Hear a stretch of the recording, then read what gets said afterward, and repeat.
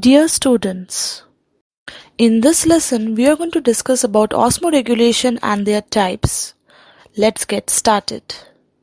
Osmoregulation is the process of maintaining salt and water balance across the semi-permeable membrane, maintaining equilibrium within the body.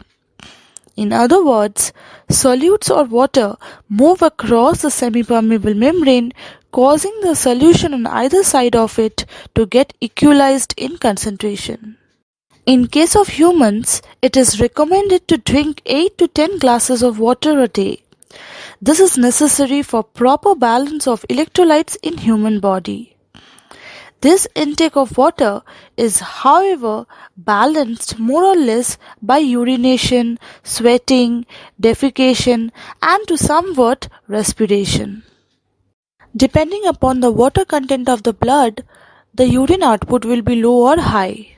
As you can see here in the picture, if there is too much of salt or too much of sweating occurs, the water content of the blood will be low.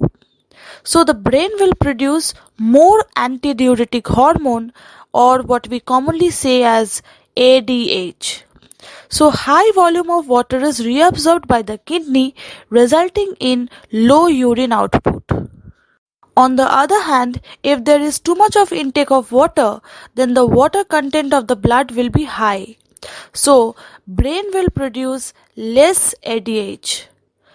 So, the low volume of water is reabsorbed by the kidney, resulting in high urine output. Not only water, but also there is constant input of electrolytes into the system of human body. So excess water, electrolytes and wastes are transported to the kidneys and excreted, and thus helps in maintaining the osmotic balance. Had there been no mechanism of osmoregulation, there would have been accumulation of toxic substances and water in the body, resulting in various types of diseases. For your information, humans cannot adapt themselves to drinking seawater because it is hypertonic as compared to body fluids. There are two major types of osmoregulation. The first one is osmoregulators and the second one is the osmoconformers.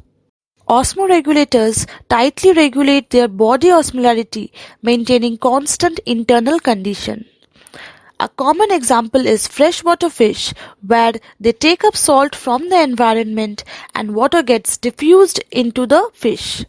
So it excretes a dilute or hypertonic urine in order to eliminate excess water. On the other hand, a marine fish excretes salt out from the gills. Again, most fishes cannot survive in water with a different salt concentration than they are adapted to. These fishes are known as stenohaline species. However, some fishes show abilities to osmoregulate across a broad range of salinities. Fishes with this type of abilities are known as euryhaline species. So this was all about osmoregulation. Hope you have understood. Thank you.